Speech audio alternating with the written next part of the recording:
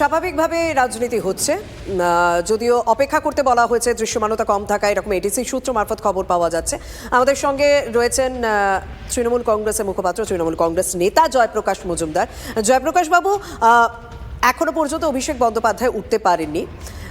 বিজেপির পক্ষ থেকে বলা হচ্ছে যে আপনাদের তরফ থেকে যে অভিযোগ উঠছে যে বিজেপি ডিজিসিএ কে ব্যবহার করেছে, বিজেপি সেই অভিযোগ অস্বীকার করছে। এদিকে লেফটের তরফ থেকে বলছে যে পুরো বিষয়টা নিয়ে একটা নাটক হচ্ছে। আপনারা কিভাবে দেখবেন? দেখুন, লেফটের কথা কোনো উত্তর দেব না। আজকে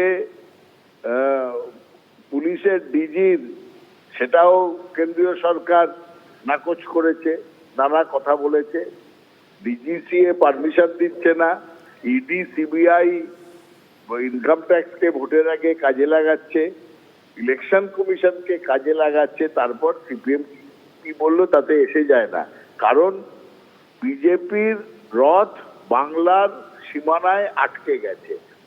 বাংলার মানুষের কাছে পরাজিত হয়েছে বিজেপি, আর বাংলার মানুষ মমতা বন্দ্যোপাধ্যায় তথা তৃণমূল কংগ্রেসকে পূর্ণ সমর্থন জানিয়ে এসছে, আবার জানাবে। সুতরাং এক্ষেত্রে বিজেপি একটা ভেন্ডেটা পলিটিক্সের চেষ্টা করছে এই কেন্দ্রীয় সরকারের বিভিন্ন সংস্থাকে কাজে লাগিয়ে। এটা সুস্পষ্ট হয়ে গেছে। তবে আমরা আশা করব যে যে প্রক্রিয়ায় করছে শীঘ্রই তারা চিন্তা করবে, ডিজিসি এর শুভবুদ্ধির উদয় হোক। এইভাবে মানুষের অধিকারকে আটকে রেখে পলিটিক্স বা রাজনীতি করা যায় না, মানুষের মন জয় করা যায় না। ধন্যবাদ। আমরা কথা বললাম তৃণমূল কংগ্রেস নেতা, তৃণমূলের রাজ্য সহ সভাপতি জয়প্রকাশ মজুমদারের সঙ্গে, এবং তিনি বলছেন যে এভাবে তৃণমূল কংগ্রেসকে আটকানো যাবে না। তবে এই মুহূর্তে আরো বেশ কিছু আপডেট আসছে এই অভিষেক বন্দ্যোপাধ্যায়ের বীরভূম সফর নিয়ে, এবং তিনি চপারে যাচ্ছেন, মানে সড়ক পথে যাবেন না চপারে যাবেন সেদিকে আমাদের নজর থাকছে। কপ্টার উঠতে না দেওয়ার অভিযোগ করেছিল তৃণমূল কংগ্রেস, এবং তারা বারবার বলছে যে বিজেপি ডিজিসিএ কে ব্যবহার করে অভিষেক বন্দ্যোপাধ্যায় আবার জিতবে বাংলা যে কর্মসূচি, প্রচার কর্মসূচি, তাকে আটকে দেওয়ার চেষ্টা করছে, যদিও বিজেপি তাদের এই সমস্ত অভিযোগ অস্বীকার করেছে। তবে বেশ কিছু আপডেট আসছে, আমরা এই সংক্রান্ত নজর রাখবো যে তিনি আকাশপথেই যাচ্ছেন না সড়ক পথেই যাচ্ছেন।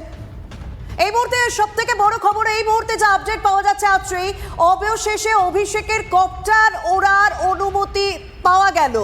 অবশেষে অভিষেকের কপ্টার ওড়ার অনুমতি পাওয়া গেল, এবং আর কিছুক্ষণের মধ্যেই অভিষেকের কপ্টার উড়বে বেহালা ফ্লাইং ক্লাব থেকে।